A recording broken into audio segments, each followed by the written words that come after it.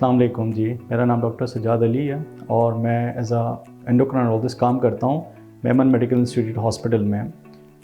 जैसे कि आपको पता है कि जनवरी का महीना हम थायराइड अवेयरनेस मंथ मना रहे हैं और इस अवेयरनेस मंथ का मकसद ये है कि हम थायराइड से रिलेटेड जो प्रॉब्लम्स हैं उनको हम डिस्कस कर सकें।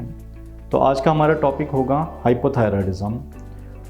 हाइपोथायराइडिज़म क्या चीज़ है? तो हाइपोथायराइडिज़म एक ऐसी कंडीशन है, एक ऐसी बीमारी का नाम है जिसमें थायराइड जो कि एक छोटा सा ग्लैंड होता है या गले के आगे, और जिसका मकसद जिस्म के अंदर कुछ ऐसे केमिकल्स खारिज करना जो कि हमारे जिस्म में जो मेटाबॉलिज्म्स हैं और उनको मेंटेन करने के लिए ज़रूरी होता है। किसी वजह से अगर थायराइड की जो काम करने की सलाहियत कम हो जाए, जिसकी वजह से कुछ जिस्म में कुछ ऐसी चेंजेस, कुछ ऐसे इलामात नज़र आती हैं जो कि इससे लिंक होती हैं, तो इस कंडीशन को हम हाइपोथायराइडिज़म कहते हैं। अमूमन ये ख़वातीन में ज़्यादा कॉमनली पाया जाता है। इसकी वजूहात में अगर देखें तो ऑटो इम्यूनिटी, यानी जिस्म के अंदर कुछ ऐसे सेल्स बनते हैं जो कि हमारे थायराइड पे जाके अटैक करते हैं, जिसका नतीजा ये निकलता है कि थायराइड की काम करने की जो सलाहियत है वो कम हो जाती है। फिर कुछ और वजूहात हैं जैसे कि सर्जरी है, बास टाइम सर्जरी के बाद हाइपोथायराइड होते हैं, या फिर एट टाइम्स जो है कुछ मेडिसिन की वजह से भी इस तरह के प्रॉब्लम्स आ सकती हैं। अगर हम इलामात की बात करें तो मोटी मोटी इलामात में ये होंगे कि एक फटीगिबिलिटी यानी थकावट, बहुत ज़्यादा मतलब छोटे से काम करने के बावजूद बंदा थकना शुरू कर देता है। वज़न का बढ़ जाना, जिस्म की जो स्किन है, स्किन में कुछ ऐसी चेंजेस आती हैं जैसे बहुत ज़्यादा ड्राई होना। आगे अगर चलें तो कंसंट्रेशन कम हो जाती है ऐसे लोगों की, भूख कम हो जाती है। इसके अलावा कॉन्स्टिपेशन यानी कब्ज़ का मामला ज़्यादा हो जाता है, और उसके साथ रिप्रोडक्टिव हेल्थ पे बहुत ज़्यादा इसके मनफी असरात होते हैं। ये इसके कुछ मोटे मोटे इलामात हैं। इसी तरह कुछ मेटाबॉलिक एबनॉर्मलिटीज़ इसके साथ एसोसिएटेड हैं, जैसे कि कोलेस्ट्रॉल के एबनॉर्मलिटीज़ हो सकती हैं, जैसे कि इसके साथ अगर हम देखें तो सोडियम के मसले मसाइल हो सकते हैं, और कुछ और जिस्म में मेटाबॉलिज्म से जो इश्यूज़ हैं हाइपोथायराइडिज़म के साथ लिंक कर सकते हैं। आगे अगर हम बात करें कैसे पता चलेगा, तो सबसे इम्पॉर्टेंट चीज़ ये कि सस्पिशन होना बहुत ज़रूरी है।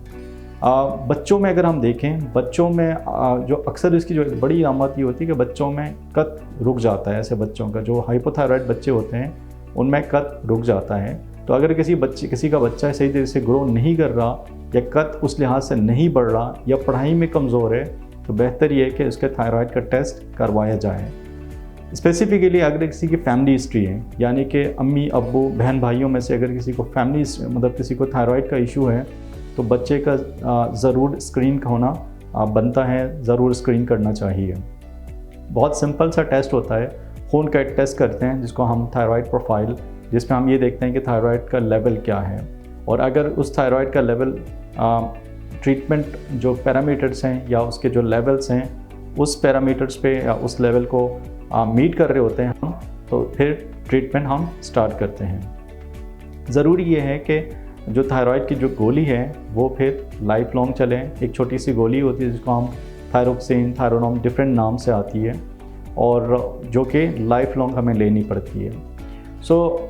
अगर बंदा वक्त पे लें, सही वक्त पे लें, कंप्लाइंस के इश्यूज़ ना हो, तो इससे रिलेटेड जो प्रॉब्लम्स होती हैं, जिस तरह के वज़न के मामलात हैं, जिस तरह के मेटाबॉलिक एबनॉर्मलिटीज़ हैं, इसी तरह कॉन्स्टिपेशन है, या फिर जिस्म में थकावट, ये सारी चीज़ें बिल्कुल नॉर्मल हो जाती हैं।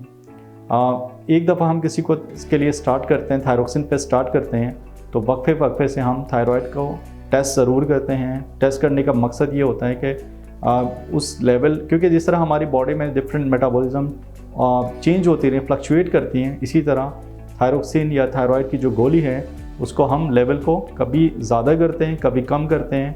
तो कोशिश ये करनी चाहिए कि कोई बंदा अगर कोई डायग्नोस्ड है हाइपोथायराइडिज्म के साथ, तो साल में 3 से 4 दफ़ा अपना थायराइड का लेवल चेक कराता रहे।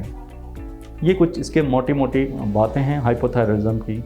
किन लोगों को स्क्रीन करना चाहिए? देखें, कोई भी अगर किसी को, जिस तरह मैंने कुछ इलामात बताई हैं आपको, अगर ये इलामात आ रही हैं तो बहुत ज़रूरी है कि स्क्रीन होना बहुत ज़रूरी है।